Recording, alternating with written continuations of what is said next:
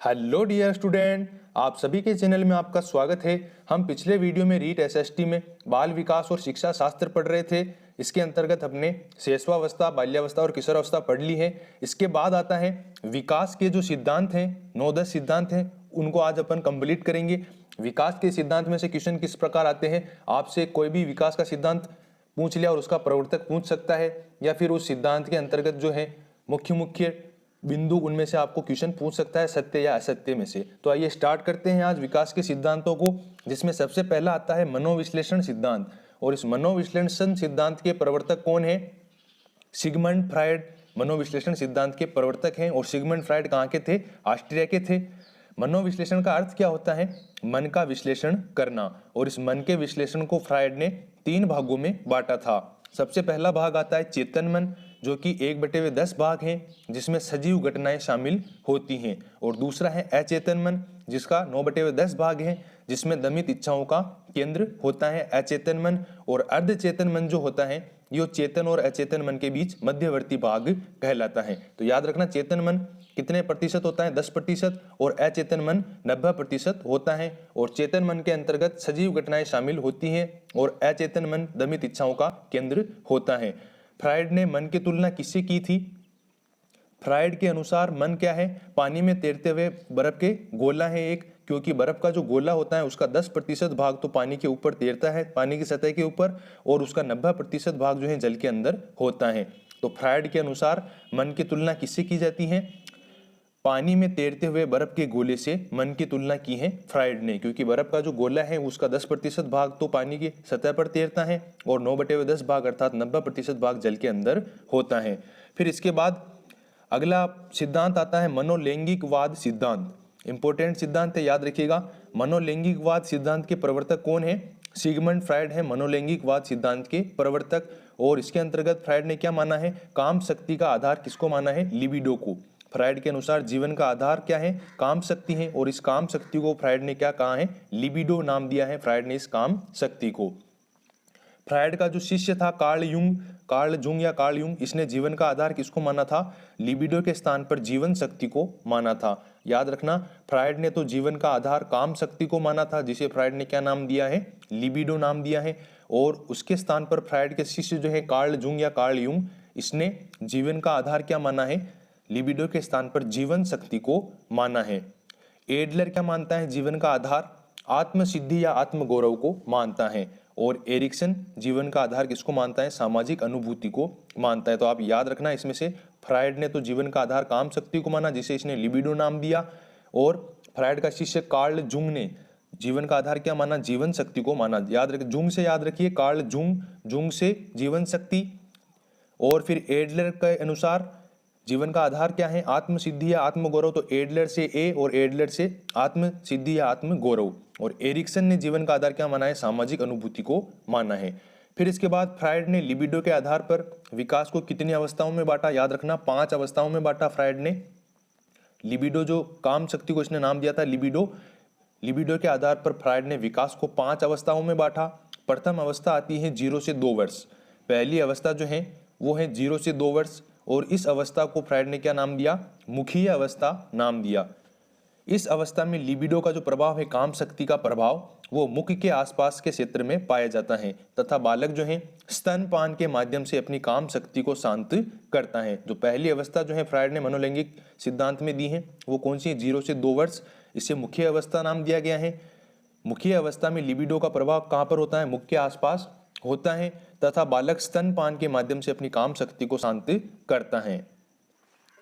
इसके अंतर्गत अंगूठा चूसना जो है मुख्य अवस्था के अंतर्गत, अंगूठा चूसना क्या है? एक कुसमायोजन होता है और आगे चलकर ये मानसिक विकृति या मानसिक विकास में बाधा उत्पन्न करता है। ये काम शक्ति में आता है। जैसे स्तनपान के माध्यम से बालक 0 से 2 वर्ष में अपने लिबिडो को, काम शक्ति को शांत करता है, उसी प्रकार अंगूठा चूसता है बालक, 0 से 2 वर्ष का बालक, जो कि एक प्रकार का क्या है? कुसमायोजन है। और आगे चलकर यह मानसिक विकृति या मानसिक विकार में बाधा उत्पन्न करता है। फिर दूसरी अवस्था आती है द्वितीय अवस्था, जिसे क्या कहा है फ्रायड ने? गुदी अवस्था कहा है, जो कितने वर्ष तक होती है? 3 से 4 वर्ष तक होती है द्वितीय अवस्था, गुदी अवस्था। और गुदी अवस्था में लिबिडो का क्षेत्र क्या होता है? गुदा होता है।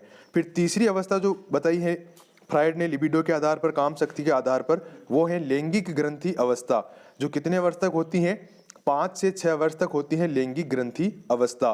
पहली अवस्था कौन सी थी? 0 से 2 वर्ष तक मुख्य अवस्था, दूसरी है 3 से 4 वर्ष तक गुदी अवस्था, और तीसरी है लैंगिक ग्रंथि अवस्था 5 से 6 वर्ष तक। इसमें बालक में लैंगिक ग्रंथियों का विकास होता है तथा काम शक्ति लिबिडो को इन्हीं ग्रंथियों के द्वारा व्यक्त किया जाता है। और इस लैंगिक ग्रंथि अवस्था में 2 ग्रंथियां विकसित होती हैं। पहली तो होती है लड़कों में ओडियस ग्रंथि, फिर लड़कियों में होती है इलेक्ट्रो ग्रंथि। ओडियस ग्रंथि के कारण ही लड़कों में माता के प्रति प्रेम पाया जाता है और लड़कियों में इलेक्ट्रो ग्रंथि के कारण पिता के प्रति प्रेम पाया जाता है। ओडियस ग्रंथि पितृत्व विरोधी होती है और मातृत्व स्नेही होती है, जबकि इलेक्ट्रो ग्रंथि जो है मातृत्व विरोधी और पितृत्व स्नेही होती है। ओडियस ग्रंथि तो होती है लड़कों में, जिसके कारण उनका माता के प्रति प्रेम पाया जाता है, और लड़कियों में होती है इलेक्ट्रो ग्रंथि, जिसके कारण इनका पिता के प्रति प्रेम पाया जाता है। फिर चौथी अवस्था जो बताई है फ्रायड ने, वो है अदृश्य, अव्यक्त या प्रसुप्त अवस्था, जिसे लेटेक्टिव फेज या पीरियड भी कहा जाता है। ये कब से कब तक होती है? 7 से 11 वर्ष तक होती हैं। इसमें काम शक्ति का प्रदर्शन नहीं किया जाता है, लेकिन इसमें फिर भी काम शक्ति पाई जाती है। लेक्टेटिक पीरियड का समय क्या है? 7 से 11 वर्ष। फिर आती है जननेंद्रिय अवस्था 12 वर्ष के बाद। इस जननेंद्रिय अवस्था में लिबिडो का प्रयोग किसके लिए किया जाता है? संतान उत्पत्ति के लिए होता है, और लिबिडो को एक संतति से दूसरी संतति में स्थानांतरित किया जाता है। ये तो हो गए मनोलैंगिक सिद्धांत में फ्रायड की काम शक्ति की लिबिडो की 5 अवस्थाएं: मुख्य अवस्था, गुदी अवस्था, लैंगिक ग्रंथि अवस्था, अदृश्य, अव्यक्त या प्रसुप्त अवस्था, जिसे लेटेक्टिव पीरियड भी कहा जाता है, और फिर आती है जनेंद्रिय अवस्था। अब आती है जीन प्याजे का संज्ञानवाद का सिद्धांत। इसमें से क्वेश्चन आता है हमेशा, पिछली बार स्कीमा से रिलेटेड क्वेश्चन आया था। स्कीमा का अवधारणा किसने दी है? स्कीमा की अवधारणा जीन प्याजे द्वारा दी गई है। जीन प्याजे का संज्ञानवाद सिद्धांत, और इस संज्ञानवाद सिद्धांत के प्रतिपादक कौन है? जीन प्याजे, जो कहाँ के थे? स्विट्जरलैंड के थे। और इस संज्ञान का अर्थ क्या होता है कि इंद्रियों के माध्यम से वातावरण से ज्ञान प्राप्त करना क्या कहलाता है? संज्ञान कहलाता है। इंद्रियों के माध्यम से वातावरण से ज्ञान प्राप्त करना क्या कहलाता है? संज्ञान कहलाता है। और ये परिभाषा आप याद रखना कि सीखना उस समय अर्थपूर्ण होता है जब वह बालक के कौतूहल या आश्चर्य के अनुरूप हो। यह परिभाषा किसने दी है? जीन प्याजे ने कहा है कि सीखना उस समय अर्थपूर्ण होता है जब वह बालक के कौतूहल या आश्चर्य के अनुरूप हो। तो ये परिभाषा याद रखना, जीन प्याजे ने दी है। फिर इसके बाद आता है कि जीन प्याजे ने विकास की कितनी अवस्थाएं बताई हैं? तो विकास की जीन प्याजे ने 4 अवस्थाएं बताई हैं।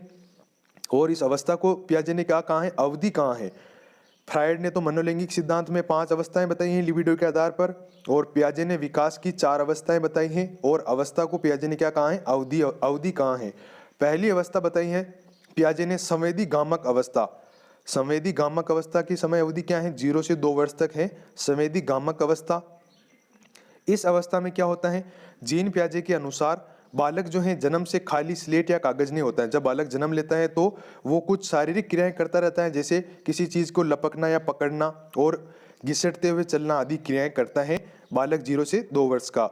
और प्याजे के अनुसार जो ये बालक क्रियाएं करता है ये शारीरिक नहीं होकर बौद्धिक संरचना होती हैं, जिन्हें जीव विज्ञान में क्या कहा गया है? स्कीमा कहा गया है। जो बालक जो 0 से 2 वर्ष का जो बालक है वो शारीरिक क्रियाएं करता है, जैसे लपकना, पकड़ना, अब घिसटते हुए चलना। तो ये क्रियाएं प्याजे के अनुसार क्या है? शारीरिक क्रियाएं न होकर बौद्धिक संरचना होती है, जिन्हें जीव विज्ञान में प्याजे ने क्या कहा है? स्कीमा कहाँ है? तो स्कीमा की अवधारणा किसने दी है? जीन प्याजे ने दी है। याद रखना, स्कीमा की अवधारणा किसने दी है? जीन प्याजे द्वारा स्कीमा की अवधारणा दी गई है।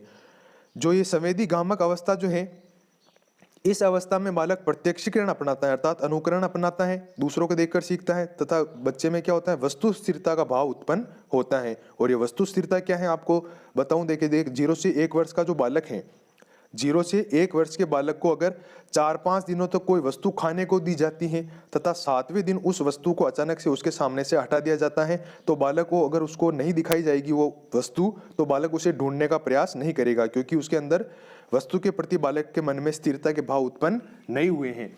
लेकिन ऐसा ही अगर 1 से 2 साल के बालक के साथ किया जाए तो 7वें दिन बालक उस वस्तु को ढूंढने का प्रयास करेगा। क्यों? क्योंकि बालक के मन में वस्तु स्थिरता का भाव उत्पन्न होने लगता है। तो याद रखिएगा, संवेदी गामक अवस्था जो है कब से कब तक है? 0 से 2 वर्ष तक है। और इस अवस्था में बालक क्या करता है? प्रत्यक्षीकरण अपनाता है और वस्तु स्थिरता का भाव बालक के मन में उत्पन्न होता है। और स्कीमा की अवधारणा किसके द्वारा दी गई है? जीन पियाजे के द्वारा स्कीमा की अवधारणा दी गई है। फिर इसके बाद आता है कि संवेदीगामक अवस्था जो होती है 0 से 2 वर्ष, इसके अंतिम चरण में बालक हर चीज को शारीरिक क्रियाओं द्वारा समझने के दौर से निकालता है और प्रतिरूप चिंतन के योग्य हो जाता है। और यहाँ पर प्रतिरूप चिंतन क्या है कि वह अब वस्तुओं का मानसिक प्रतिबिंब बना सकता है अपने दिमाग में और उनके संबंध में विचार कर सकता है। कौन सी अवस्था के अंतर्गत? संवेदीगामक अवस्था के अंतर्गत। तो पहली अवस्था हो गई हमारे संवेदीगामक अवस्था 0 से 2 वर्ष। दूसरी आती है पूर्व संक्रियात्मक अवस्था। पूर्व संक्रियात्मक अवस्था की अवधि क्या है? 2 से 7 वर्ष, ये आपको बताया था। पूर्व संक्रियात्मक अवस्था 2 से 7 वर्ष तक होती है। वैचारिक क्रिया अवस्था 7 से 12 वर्ष। फिर इसमें क्या आता है? पूर्व संक्रियात्मक अवस्था में बालक जो है ध्वनि अनुकरण के माध्यम से भाषा विकास करता है। पूर्व संक्रियात्मक अवस्था में बालक ध्वनि का अनुकरण करके उसके माध्यम से अपनी भाषा का विकास करता है। 5 से 6 वर्ष तक भाषा विकास में बालक जो है कौशल प्राप्त कर लेता है। 5 से 6 वर्ष तक वह भाषा बोलना सीख जाता है और इसी संक्रियात्मक अवस्था में बालक नकल की प्रवृत्ति भी अपनाता है। पूर्व संक्रियात्मक अवस्था में बालक नकल की प्रवृत्ति भी अपनाता है और इस अवस्था में बालक गिनती, पहाड़े सीखना, खेलना कूदना, शब्दों को दोहराना आदि क्रियाएं सीखता है। कौन सी अवस्था में? पूर्व संक्रियात्मक अवस्था में 2 से 7 वर्ष तक। यह अवस्था जो है मूर्त चिंतन का आधार बनती है। मूर्त चिंतन का आधार कौन सी अवस्था है? पूर्व संक्रियात्मक अवस्था। और इस अवस्था में बालक जो है आत्मकेंद्रित हो जाता है, आत्मकेंद्रितता का विकास होता है बालक में, तथा बालक में सांकेतिक रूपांतरण का विकास भी हो जाता है। तो मूर्त चिंतन का आधार क्या है? पूर्व संक्रियात्मक अवस्था है। फिर इसके अंतर्गत दूसरी जो अवस्था है पूर्व संक्रियात्मक अवस्था, इसमें बालक वास्तविकता का प्रतिरूपण किसके माध्यम से करता है? प्रतीकों के रूप में अधिक से अधिक करता है, प्रभावी रूप से, और अपने कल्पना संसार के अनुरूप वातावरण के साथ प्रतीकात्मक अंतःक्रिया करने में सक्षम हो जाता है। पूर्व संक्रियात्मक अवस्था में बालक जो होता है वास्तविक जगत का प्रतिरूपण किसके माध्यम से करता है? प्रतीकों के रूप में, और अपनी कल्पना संसार के अनुरूप वातावरण के साथ प्रतीकात्मक अंतःक्रिया करने में सक्षम हो जाता है। उसका पूर्व संक्रियात्मक चिंतन कैसा होता है? मूर्त होता है, अर्थात वह अपने आसपास के वातावरण को देखकर अपने प्रत्यक्ष अनुभव के आधार पर ही उन्हें समझने का प्रयास करता है। फिर दूसरी आती है मूर्त संक्रियात्मक अवस्था। अब आप मूर्त और अमूर्त क्या होता है ये समझिए। जैसे मूर्त तो क्या है? केवल वस्तु के तथ्यों तक सीमित रह जाना, इसका बाहरी आवरण से संबंध होता है, बाहरी भाग से। मूर्त का संबंध किससे होता है? बाहरी भाग से। और अमूर्त का संबंध होता है आंतरिक भाग से। जैसे आप समझिए, जैसे केवल वस्तुओं के तथ्यों तक सीमित होता है मूर्त भाग। जैसे महात्मा गांधी का चित्र है तो उस चित्र को समझकर उसके बारे में विचार करना क्या कहलाता है? मूर्त चिंतन।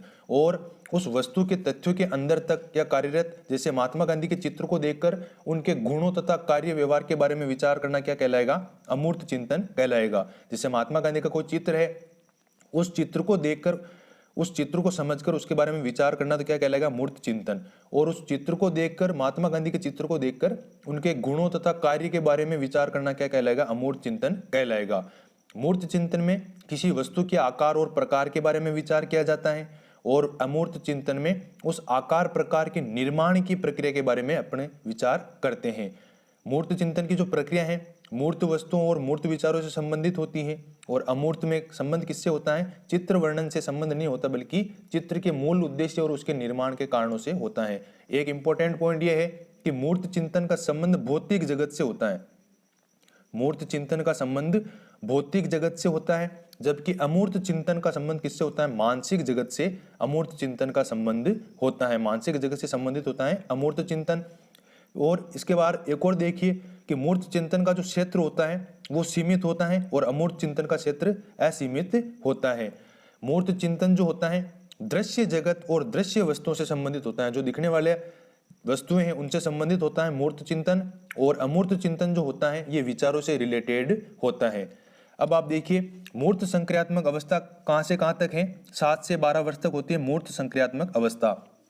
पहली तो थी संवेदीगामक अवस्था 0 से 2 वर्ष, फिर आई पूर्व संक्रियात्मक अवस्था 2 से 7 वर्ष, अब आती है मूर्त संक्रियात्मक अवस्था 7 से 12 वर्ष। इस अवस्था में बालक क्या करता है? तार्किक चिंतन प्रारंभ कर देता है तथा मूर्त चिंतन करता है। वस्तुओं को देखकर, भौतिक जगत से संबंधित वस्तुओं को देखकर उनके बारे में विचार करता है। इसमें बालक अनुत्क्रमणीय या एक दिशा वाली क्रियाएं करता है और सीमित मात्रा में कल्पना करता है। यद्यपि बालक तार्किक चिंतन व्युत्क्रमणीय दिशा में करता है, मतलब 2 दिशाओं में करने का प्रयास करता है, लेकिन वो उसमें असफल रहता है। तो मूर्त संक्रियात्मक अवस्था में बालक का चिंतन कैसा होता है? अनुत्क्रमणीय, अर्थात एक दिशा वाला होता है। और मूर्त संक्रियात्मक अवस्था जो होती है इसमें बालक में विशिष्ट रूपांतरण का गुण पाया जाता है। बालक किसी चीज को, एक चीज को दूसरी चीज से रिलेटेड करेगा और विशिष्ट रूपांतरण का गुण इसमें पाया जाता है मूर्त संक्रियात्मक अवस्था में। मूर्त संक्रियात्मक अवस्था में बालक प्रतिवर्ती या विपर्य चिंतन करने लगता है। और यहाँ पर प्रतिवर्ती का अर्थ क्या है? बालक जो है क्रियाओं को क्रमबद्ध रूप से देखता है, उनके क्रम वाइज देखता है और मन ही मन में क्रम को उल्टा करके पूर्व स्थिति की कल्पना कर सकता है। इस अवस्था में बालक में संरक्षण और वर्गीकरण की योग्यता आ जाती है मूर्त संक्रियात्मक अवस्था में, और वह स्वकेंद्रितता से मुक्त हो जाता है, स्वकेंद्रिकता से मुक्त हो जाता है। पूर्व संक्रियात्मक मूर्त संक्रियात्मक अवस्था में बालक की चिंतन प्रक्रिया में सार्थक विकास होता है, लेकिन अभी भी वह वयस्क के जैसा चिंतन नहीं कर पाता है। फिर अंतिम अवस्था आती है अमूर्त संक्रियात्मक अवस्था या औपचारिक संक्रियात्मक अवस्था। अमूर्त संक्रियात्मक को ही औपचारिक संक्रियात्मक अवस्था कहते हैं और इसकी अवधि कितनी होती है? 12 से 18 वर्ष तक होती है। पहली तो थी संवेदी गामक अवस्था 0 से 2 वर्ष, फिर आई पूर्व संक्रियात्मक अवस्था 2 से 7, फिर आई मूर्त संक्रियात्मक अवस्था 7 से 12, और ये औपचारिक या अमूर्त कब से कब तक है? 12 से 18। इस अवस्था में क्या होता है? इस अवस्था में बालक मूर्त तार्किक चिंतन करता है, बालक अमूर्त वस्तुओं के बारे में चिंतन प्रारंभ करता है, बालक में जिज्ञासा प्रवृत्ति में प्रबलता आ जाती है और वो तार्किक स्व अध्याय चिंतन मनन आदि गुणों का विकास अपने में कर लेता है। इस अवस्था में बालक में परिकल्पनात्मक निगमन का गुण विकसित होता है तथा 2 विशेष गुण दशा अनुकूलन और आत्मसातीकरण के गुणों का भी उसमें विकास हो जाता है। तो ये आपकी 4 अवस्थाएं होगी जीन प्याजे के संज्ञानात्मक सिद्धांत की। संवेदी गामक 0 से 2, पूर्व संक्रियात्मक 2 से 7, मूर्त संक्रियात्मक 7 से 12 और अमूर्त संक्रियात्मक या औपचारिक संक्रियात्मक अवस्था 12 से 18 वर्ष। अब आता है मनोसामाजिक विकास सिद्धांत, जिसके प्रतिपादक कौन है? एरिक्सन। याद रखना इनके प्रवर्तक के नाम। मनोसामाजिक विकास सिद्धांत के प्रतिपादक कौन है? एरिक्सन है। और इन्होंने जीवन का आधार क्या माना है? सामाजिक अनुभूति को माना है। आपको स्टार्टिंग में बताया था मनोलैंगिक सिद्धांत के अंतर्गत कि जीवन का आधार एरिक्सन ने किसको माना है? सामाजिक अनुभूति को माना है।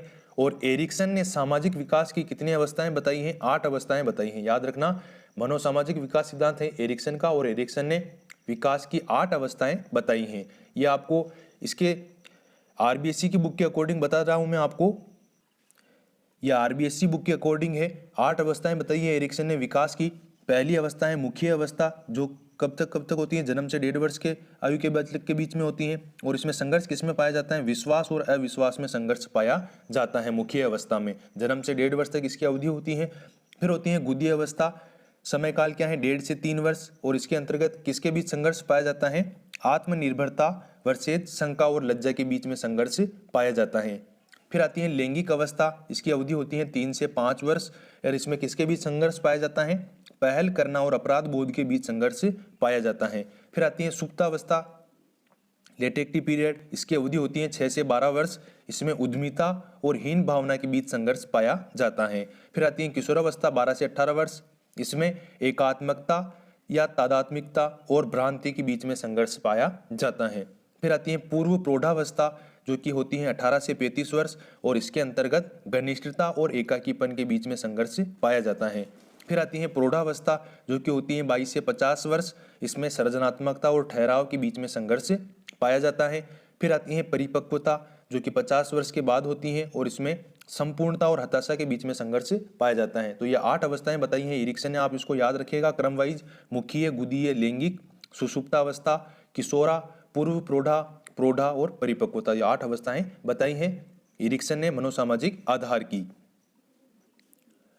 सोरेन और टेलफोर्ड ने क्या लिखा है कि समाजीकरण की जो प्रक्रिया है वो शिशु के दूसरे व्यक्तियों के साथ प्रथम संपर्क में आने पर आरंभ होती है और आजीवन चलती रहती है। समाजीकरण के बारे में सोरेन और टेलफोर्ड के विचार हैं कि समाजीकरण की जो प्रक्रिया होती है, जो शिशु होता है वो अगर दूसरे व्यक्तियों के साथ प्रथम संपर्क में आता है पहली बार, तो समाजीकरण की प्रक्रिया उस समय से प्रारंभ हो जाती है और आजीवन चलती रहती है। तो आप याद रखिएगा, सोरेन और टेलफोर्ड ने लिखा है कि समाजीकरण की प्रक्रिया शिशु के दूसरे व्यक्तियों के साथ प्रथम संपर्क में आने पर प्रारंभ होती है और आजीवन चलती रहती है।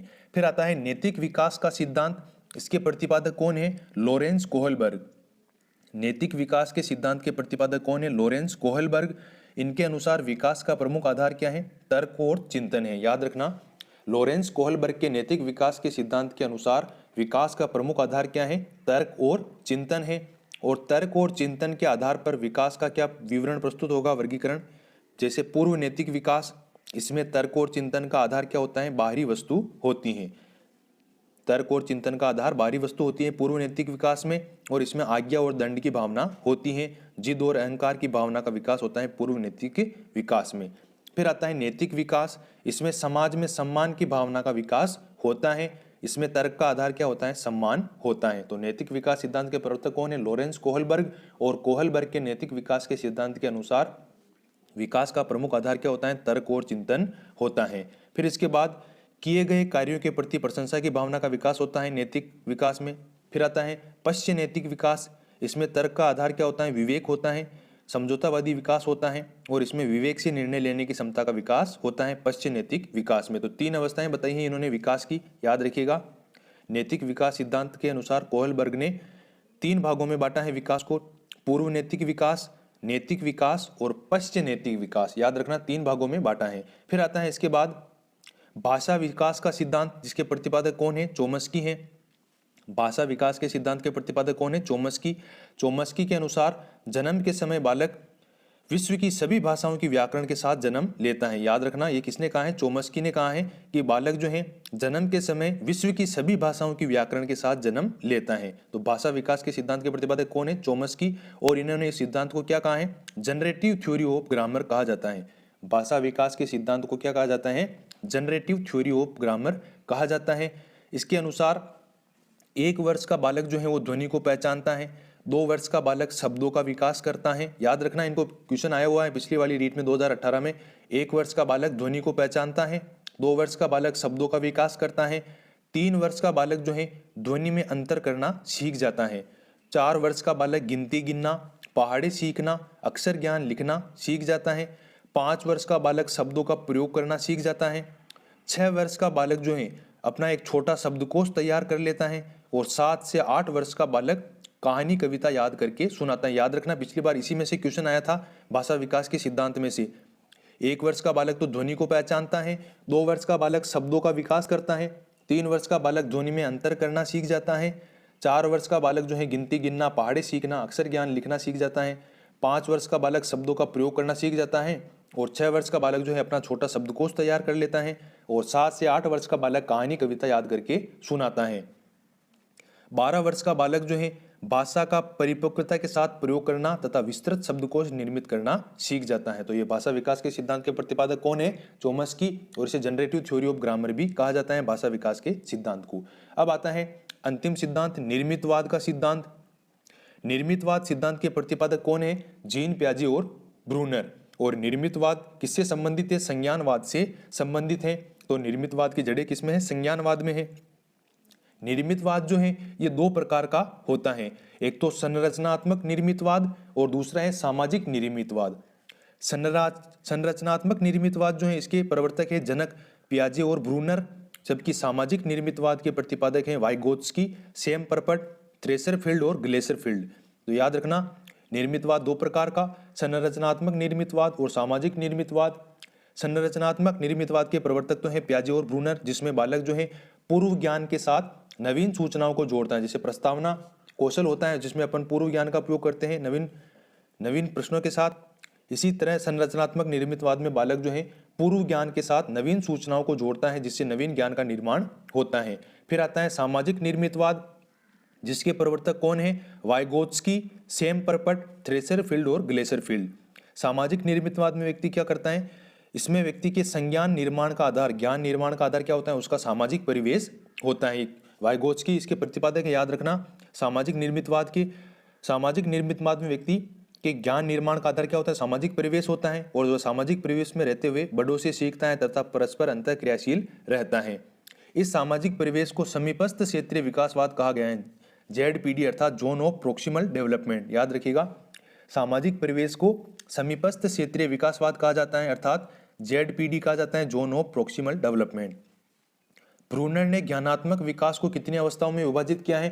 तो ब्रूनर ने ज्ञानात्मक विकास को 3 अवस्थाओं में विभाजित किया है। ध्यान रखना, संज्ञानात्मक विकास को तो 4 अवस्थाओं में बांटा है, और ज्ञानात्मक विकास को ब्रूनर ने ज्ञानात्मक विकास को 3 अवस्थाओं में विभाजित किया है। संज्ञानात्मक को पियाजे ने 4 अवस्थाओं में बांटा है और ब्रूनर ने ज्ञानात्मक विकास को 3 अवस्थाओं में बांटा है, जिसमें पहली है क्रियात्मक, दूसरी है प्रतिबिंबात्मक और तीसरी है संकेतात्मक। ब्रूनर के अनुसार बालक प्रारंभ में वातावरण को क्रियाओं द्वारा जैसे छूकर तथा मोड़कर या काटकर अनुभव करता है, फिर मानसिक प्रतिबिंब द्वारा तथा अंत में संकेतों और शब्दों का प्रयोग कर चिंतन करना प्रारंभ करता है। तो याद रखना 3 अवस्थाओं में ब्रूनर ने बांटा है ज्ञानात्मक विकास को। कौन कौन सी? क्रियात्मक, प्रतिबिंबात्मक और संकेतात्मक। ये अवस्था याद रखना। आपको सत्य असत्य में से पूछ सकता है कि ब्रूनर द्वारा दी गई ज्ञानात्मक विकास की अवस्थाओं में से कौन सी नहीं है, तो क्रियात्मक है, प्रतिबिंबात्मक है और संकेतात्मक है। और इसके बाद पियाजे ने 4 अवस्थाओं में बांटा है संज्ञानात्मक विकास को। तो ये आपका विकास वाला सिद्धांत, विकास के सिद्धांत वाला चैप्टर कंप्लीट हो चुका है। इसके बाद अपन वातावरण और वंशानुक्रम की भूमिका पढ़ेंगे और विकास को प्रभावित करने वाले तत्व पढ़ेंगे अगले टॉपिक में आरबीएससी की बुक से। अगर आपको वीडियो पसंद आया तो इसे लाइक जरूर करिएगा, इसमें से ही क्वेश्चन आएंगे, आप ध्यान से पढ़िएगा इसको। और अगर आपने चैनल को सब्सक्राइब नहीं किया तो सब्सक्राइब जरूर करिएगा। मिलते हैं अगले वीडियो में नए टॉपिक के साथ। जय हिंद, जय भारत।